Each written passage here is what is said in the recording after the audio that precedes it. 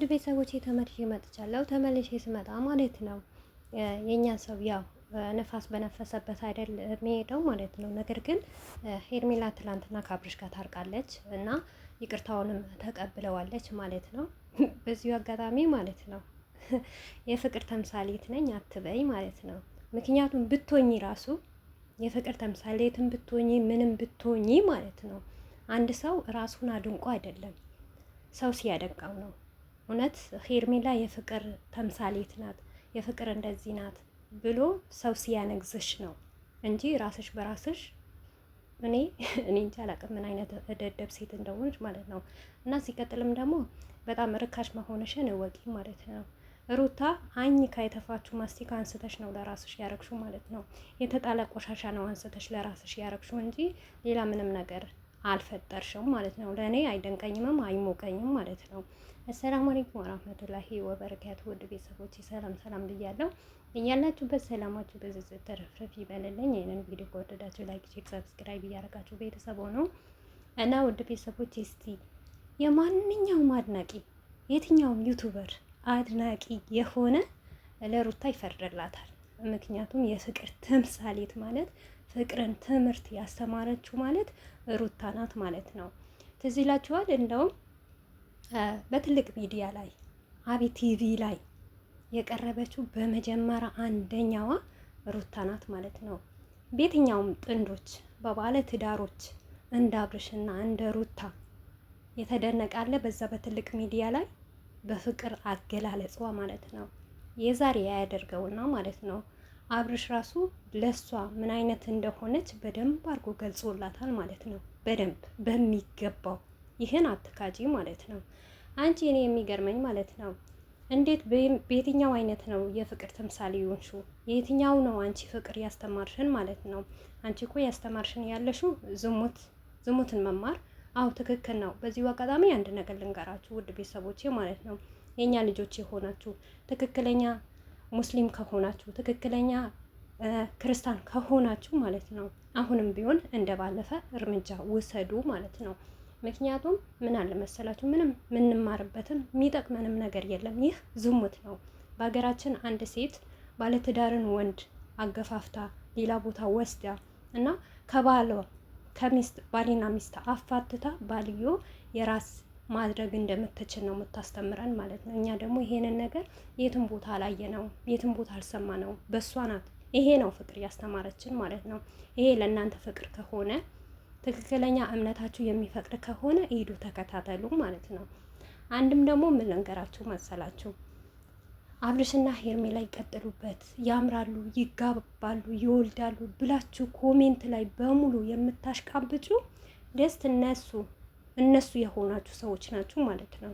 ምክንያቱም አንድ ሴት የትኛውም ሴት ብትሆን ባሏ ከሌላ ሴት እንድታይ አትፈልግም።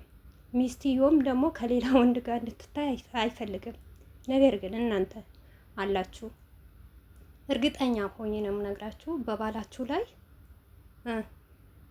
ባልን የምትደረቡ አብርሽም ቢሆን በሚስቱ ላይ ሚስት የሚደርብ እንደዛ ስለሚሰራ እናንተም እንደዛ ነው። ወይም ደግሞ ከፈለጋችሁ ወንድ ጋር ሄዳችሁ የምትጋደሙ ሰዎች እንዳሻችሁ የምትኖሩ ሰዎች ናችሁ። አብርሽና ሄርሜላ ላይ ቀጥሉበት የምትሉ ማለት ነው። ጀግና ናት የምትሉ ማለት ነው። ጀግና አይደለችም ለኔ ርካሽ ሴት ናት፣ ቆሻሻ ሴት ናት። ታውቂያለሽ። እኔ በዚሁ አጋጣሚ ለአብርሽ ፈራውለት ማለት ነው።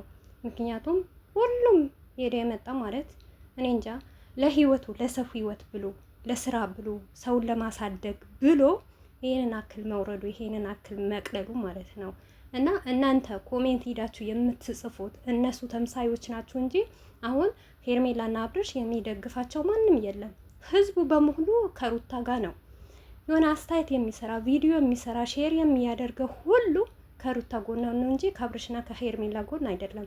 እና ኮሜንት ደግሞ ገብተን እኛም መጻፍ እንችል ነበር። የሩታ እህቶች ሩታ ምን ያክል ኮሜንት እንዳላት እናሳያችሁ ነበር። ነገር ግን እኛ ስራችን ስላልሆነ እዛ ጋር ስለማይመጥነን ስለማንሄድ ላይክ ስለማናረገው ለዛ ነው ኮሜንት የሚበዛው ማለት ነው።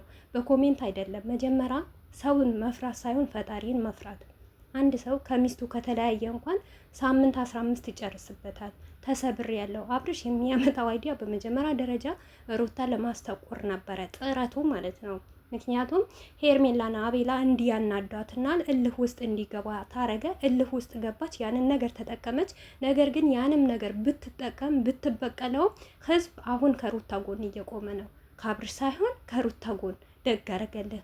አሁንም ትናንትና በተሰራ ቪዲዮ እዩ። ቲክቶክም ሆነ ዩቱብም ሆነ የትኛውም ዩቱበር የሚሰራ ወንዱም ሴቱም ከሩታ ጎን ነው እንጂ አብርሽ አው ትክክልና ሄደህበታል ቀጥለህበታል የሚለው ማንም የለም ማለት ነው። ማንም እና ምን አለ መሰላችሁ እዚህ ጋር ለእውነት ነገር መቆም ነው እንጂ እነሱ የራሳቸው የሆነ ነገር አላቸው። ነገም ከነገም ወዳ ታምኑኛም አታመኑም ይሄን ታውቃላችሁ ብዙዋችሁ አብዛኞቻችሁ ማለት ነው። ነገር ግን ትክክለኛ የሆነው ነገር ማውራት ነው ማለት ነው።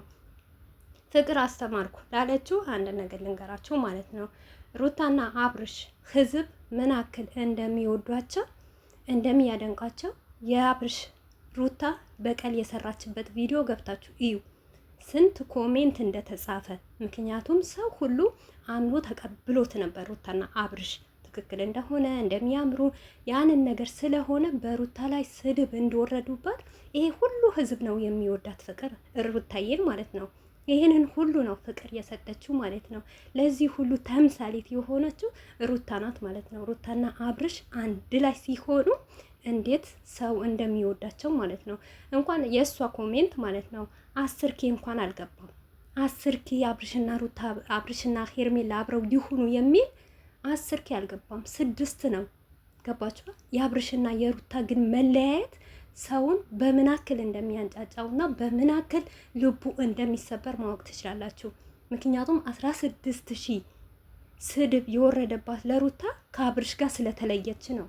አብርሽን ስለከዳችሁ ነው። አያችኋ? አብርሽን ግን እንደዛው ቢቀጥሉ እንደዛው አብረው ቢሆኑ ምን ያክል ሰው የሚወዳቸውና የሚያደንቃቸው ብዛቱ መገመት ትችላላችሁ ማለት ነው። አብርሽ ማለት አንቺ ትናንትና መጣሽ እንጂ ሩታን አፍቅሮ ወዷት ስንት መከራ አይቶ ከሀገር አውጥቶ ስንት እየተሰደበ በሩታ የመጣ ደግሞ እንገልሃለን እየተባለ ዋጋ የከፈለላት ሚስቱ ናት ማለት ነው። የጊዜ ጉዳይ ነው። ባልና ሚስት ይጣላሉ፣ ግን ሴጣን የሆንሽው አንቺ ነሽ ማለት ነው። አንቺ ሴጣን ባትሆኚ አንቺ በመካከላቸው ባትገቢ አብርሽና ሩታ አይለያዩም ነበር። እንደውም እንበለውና ማለት ነው። ነገር ግን አንቺ የሁለታቸው ሴጣን መርዝ የሆንሽው አንቺ ነሽ ማለት ነው። የተጣላ አነሳሽ እኮ እንጂ ምንም ያመጣሽ ነገር የለም። ምንም የተፈጠረ ነገር እኮ የለም። ማንኛውም ሰው ይጣላል፣ ይታረቃል። ነገር ግን አንቺ ከመጀመሪያ ጀምረሽ አይደለም ዋጋ ከፈልሽለት ከመጀመሪያ ጀምረሽ አይደለም ያፈቀርሽው ወይም እንዳየሽው አይደለም። ሩታ ማለት አብርሽን ስታቀው አብርሽን ስታገባው አብርሽን ስታፈቅረው አብርሽን በምን ሁኔታ እንደነበረ ህዝቡ ሁሉም ያውቀዋል። አንቺ ማለት ለጥቅም ነው የመጣሽው። ገባሻ?